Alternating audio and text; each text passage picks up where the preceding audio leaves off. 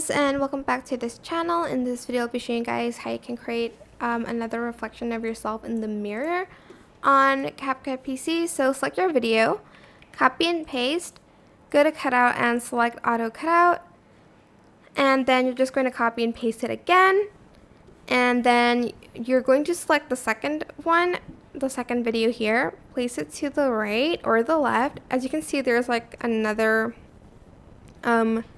shadow, like a figure here, not a shadow. Just go to mask and select horizontal to delete that. As you can see, it's now deleted. I'm just going to put her a little bit to the left, like that.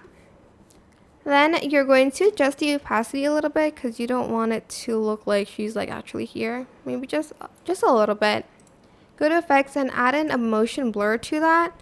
And here you can adjust like the strength of it as well, and the I guess like the horizontal, and you can adjust it. Don't do it like this though, because you still can see it. Maybe do it to the left or to the right, but I'm just going to do it to the left side a little bit, I guess.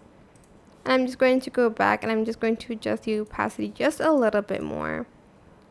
And that is it. I hope this tutorial was helpful for you guys. Don't forget to like, comment, share.